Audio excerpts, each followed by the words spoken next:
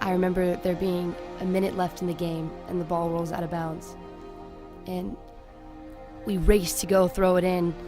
We throw it in, the ref says, no, we're too far forward, we gotta push it back 10 feet, and we're trying to get the ball back into our thrower's arms, and I look at the clock again. There's only 45 seconds left on the clock.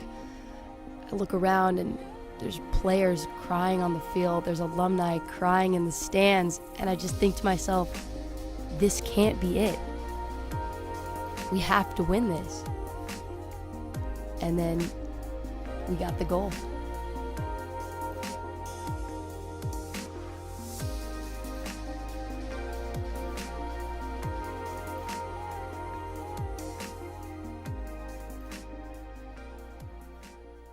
Penn State University has always had a winning tradition and a long-standing legacy of academic excellence and athletic dominance. The community is unprecedented with pride, and the Lions really believe in With the largest living alumni population of any university, legacy is a way of life at Penn State. The 2010 women's soccer season, that reality almost came crashing down. Not only did the team feel the pressure to win, but also the pressure of 400,000 alumni that had always carried the Penn State tradition forward. They weren't playing to win a game, or win a season, or even to carry on the Big Ten record. It was for all of Penn State, and everything that Penn State means. Penn State had 12 years of consecutive wins. They just came off a couple of very successful years, with the 06 and 07 teams being ranked first in the country. Then a coaching change was made with Erica Walsh.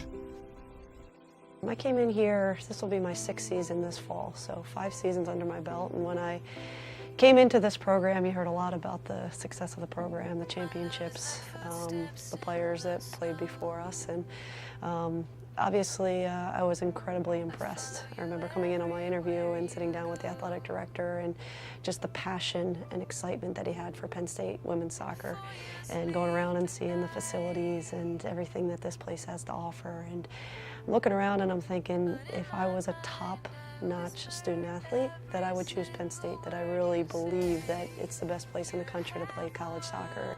In order to talk about the 2010 class, you have to go back a few years because so much of what happened with that 2010 season dates back to when we first got into the program in 2007, when there was a coaching change, and when our staff came in, naturally there's some turnover. Some players decide that perhaps it's not the right pieces with the new coaching staff, or no longer want to be a part of the program for whatever reason, and so we lost a few players. A few players transferred out that season. With Erica Walsh of the Penn State women's soccer team, who just opened training camp today, can you go over how your first day of camp was? Yeah, we started off running the yo-yo test, and I think the group's come back fit and healthy and inspired. They look good. And then we came out here to the training field, to this gorgeous facility, and did some 1v1s and worked them pretty hard and worked a bit on their mentality. And so far, so good. So pretty proud of where we are at this point. And can you go over kind of the excitement there is for the season to finally start? Yeah, I think you've got that feeling of the returning players turning into upperclassmen and starting to take on some leadership and some excitement, and the freshmen kind of wandering around trying to figure out what's going on, as it is every year. But overall, I think there's a real great energy out here and excitement for what's ahead. A big part of that 2010 season was that senior class. We had Danny Toney and Megan Monroy, and they were our leaders in that class. And leadership in college athletics plays a huge role in the success of a program. And so when I think about that 2010 season, the thing I think about the most is the leadership. It's the role of those seniors and what they had to do in order to bring the team together when we were going through tough times, but also some of the younger players and the roles that they were forced into, perhaps prematurely, but that they grew into, and as the season wore on, you saw them really coming into their own given certain opportunities. Working through preseason, we had an extremely talented freshman class. We had some of the top recruits in the country, and we knew we were going to be young. We knew we were going to be talented. The question is, could we pull it all together quickly enough? All right, so you have your first game at West Virginia tomorrow. How excited are you?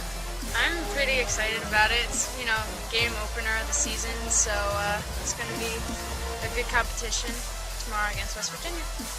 Absolutely, this game means so much. We just really need to come out with fire, and we've been practicing and we're looking really good, so if we bring it tomorrow and we really shut them down, it's going to be a great start for the season.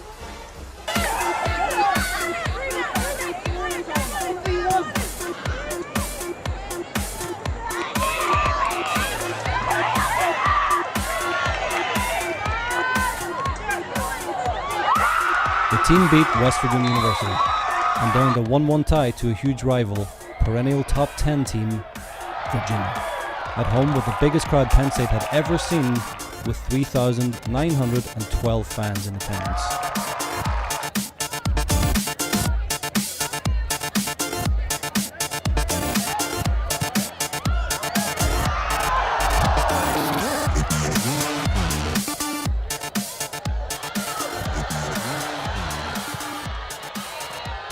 When we went into that West Virginia game, we had loads of opportunities to score goals, but we had players that had never scored big goals in college games, and so we felt a little bit of that transition early on of we're going to get loads of opportunities.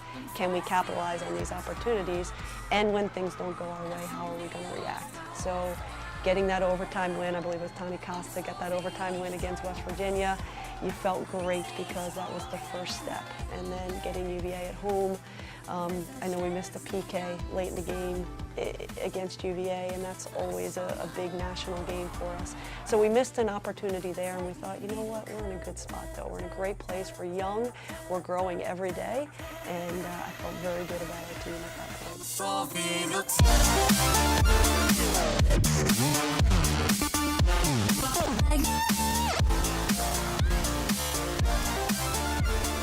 The ball seemed to be rolling as the team's success became apparent, or so they thought. The next 3 games against William & Mary, Connecticut and Yale were games that should have produced routine victories for Penn State, but the team fell short in all 3 matches, and this began a 6-game losing streak, the worst start in Penn State women's soccer history. And that's the end of today's game with the final score: Dartmouth 1, Penn State Nittany Lions nothing. When I look back at that 6-game period, even though it only covered a span of about 15 days, there were all sorts of challenges that we were facing during that time that I thought, you know what, we're still going to be okay. Time is passing, we're growing every day, and I think we're still in a good place. A 2-6-1 record before Big Ten play began, the team knew that the first game against Michigan State, a longtime rival, would make or break the 2010 season.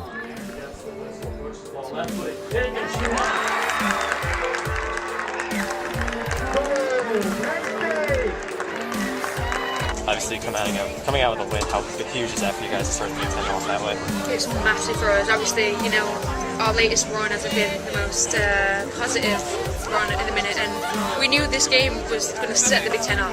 This could be the decider for the rest of the season. So this was a huge game for us.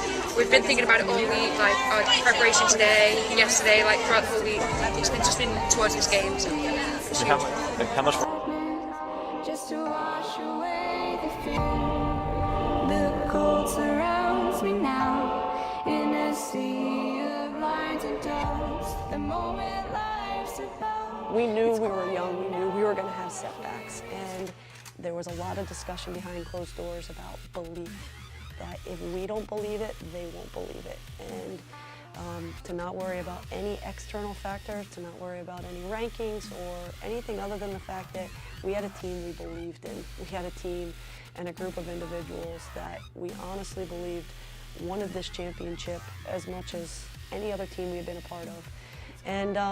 And so some days, to be honest, you kind of had to get yourself ready to go out in front of the team and to really put on that face of, there's no question in my mind that we're still destined to win this conference. They charged for. This ball chipped in the air for Schramm. Schramm gets a head to it and it goes in. Taylor Schramm, the equalizer. Here's the corner kick. Penn State looking for the lead. The head goal. Ball rolls in for the Nittany Lions. Maddie Evans on top of that one for Penn State. And in 5 minutes, the Nittany Lions have scored 2 goals. For GoPetersonSports.com, I'm Liz Otunji here at Jeffrey Field. We had the Penn State women's soccer team unfortunately lose a hard loss against the Wisconsin Badgers, 3-2. Even though the girls put up a valiant effort, coming off a win on Friday night, unfortunately it didn't end up the way they had hoped for. We saw our first goal handed off by Tony Costa in the first half. Maya Hayes tied the game up with a 2-2 score, but unfortunately Wisconsin was able to put in another goal